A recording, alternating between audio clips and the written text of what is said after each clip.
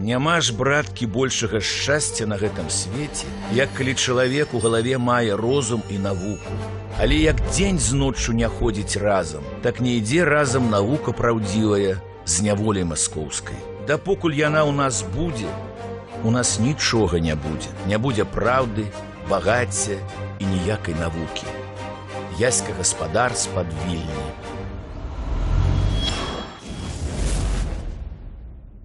Вызвольнае паўстанне 1863-64 гадоў было адным з нешматлікіх у еўрапейскай гісторыі 19 стагоддзя прыкладаў, калі, па сутнасці, купка узброеных патрыётаў кінула выклік велізарнай імперыі.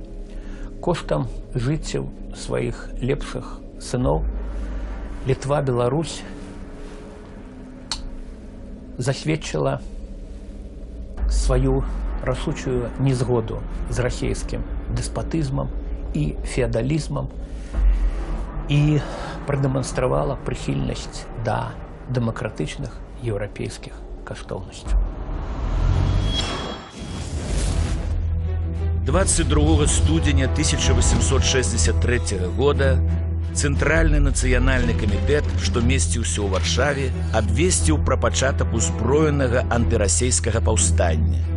1 лютага часовы правінцыйны ўрад Літвы і Беларусі, які ачоліваў Кастусь Каліноўскі, звярнуўся да ўсяго насельніцтва нашых земляў з заклікам падтрымаць распачатую барацьбу. Сярод тых, хто далучыўся да паўстання, былі прадстаўнікі дробнай шляхты, афіцэры, рамеснікі, інтэлігенцыя, студэнты, сяляне. Ужо вясной была сфармаваная большасць узброеных атрадаў. Бракавала зброі, не ставала ўзаемнай каардынацыі дзеяння, да і вынікі барацьбы ўсе бачылі па-рознаму, але спадзяваліся і верылі ў распачатую справу.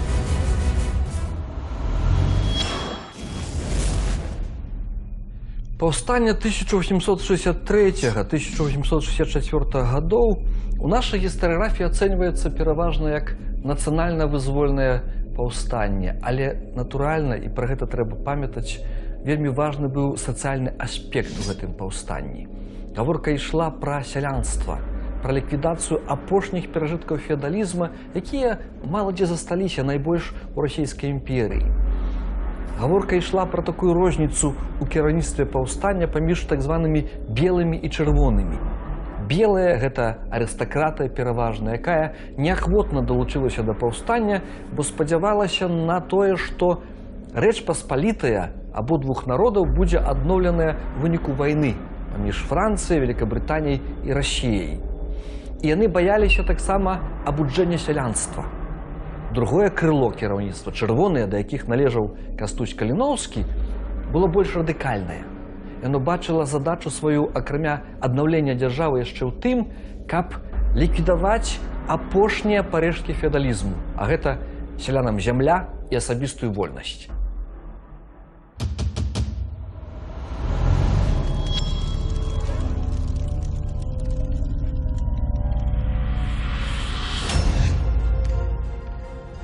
Агулам сілы паўстанцаў на беларускіх землях царскія ўлады ацэньвалі прыкладна ў 70 000 чалавек.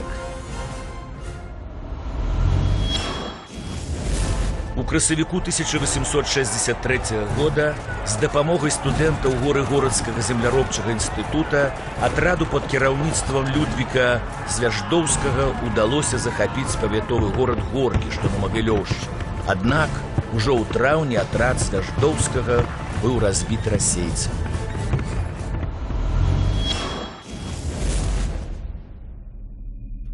На абшары былога Вялікага княства Літоўскага да жніўня 1863 году адбылося больш за 100 баявых сутычак і бітваў паўстанцаў з царскімі карнікамі. Найбольш буйной была бітва пад Мелавідамі. Цяпер гэта Баранавіцкі раён. Там расійскаму войску супрацьстаялі злучаныя сілы Гарадзенскага, Наваградскага, Прузанскага, Ваўкавыскага і Слонімскага паўстанцкіх аддзелаў пад камандаю Александра Лянкевіча. Адбіўшы ўсе атакі расійскіх карнікаў, наши паўстанцы арганізавана адышлі. Такім чынам, па сутнасці, перамога ў той бітве засталася за імі. Цяпер на месцы бітвы пад Мелавідамі стаіць мемарыяльная капліца. 3 чэрвеня 1863 года адбылася знакамітая бітва пад Мелавідамі, што блізу Баранавічаў. Аднак увесь час супрацьстаяць вялізным і добраабучаным войскам расейцаў было папросту немагчыма. Ужо ў траўні паўстанне было падаўленае на ўсходзе Беларусі. Даўжэй за ўсіх змаганне вялося на Гарадзеншчыне, там, дзе паўстанцамі камандаваў сам Кастусь Каліноўскі. Нягледзячы на шматлікія паразы, Каліноўскі не думаў складаць зброю. Ён планаваў, што новы ўздым барацьбы распачнецца вясною наступнага года, але здзейсніць задуманае не паспеў. Адзін з паўстанцкіх кіраўнікоў на допыце выдаў месца ў Вільні, дзе на той час хаваўся Каліноўскі. У ноч на 29 студзеня 1864 года ён быў схоплены царскімі жандарамі. Нязломнасць характару кіраўніка паўстаннем на нашых землях праявілася і падчас следства, калі ён не выдаў нікога са сваіх паплечнікаў і ў часе публічнай страты.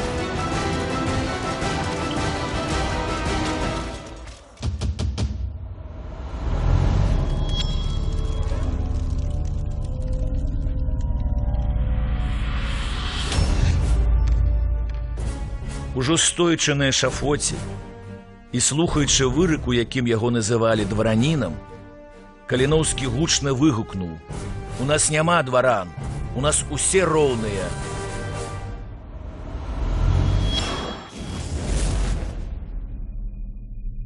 Калі казаць пра нацыянальны аспект, беларускі нацыянальны аспект паўстання 1863 году, то гэта звязана з Кастусем Каліноўскім і яго паплечнікамі.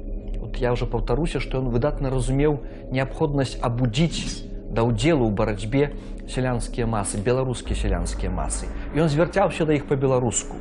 Ён гаварыў, што вы вольныя людзі, што вы такія вольныя, як дваране. Нават з-пад шыбеніцы крычаў: «У нас няма дваранаў, у нас все роўныя». І вось тое, што ён звяртаўся да беларусаў як этнаса, як народа, робіць яго такім героем у чэшскім стылі. У чэшскай мове ёсць такое слово для людзей, якія абуджалі народ да змагання за нацыянальную годнасць, за нацыянальную аўтаномію, пазней за нацыянальную дзяржаву — будзічелі. Вот это яго мужыцкія праўды, вот яго адозвы, яго дзейнасць, ўсё пра тое гавораць, што мы можам з поўным правам назваць Кастуся Каліноўскага будзічелем беларусаў. 22 сакавіка 1864 года на віленскім гандлёвым пляцы Лукішкі Кастусь Каліноўскі быў пакараны смерцю на шыбеніцы. Рэвалюцыянер і паэт, палымяны патрыёт сваёй радзімы, кіраўнік антырасейскага паўстання на нашых землях, нацыянальны герой Беларусі Кастусь Каліноўскі. Браты мае, мужыкі родныя, з-пад шыбеніцы маскоўскай прыходзіцца мне да вас пісаць, і, можа, раз астатні.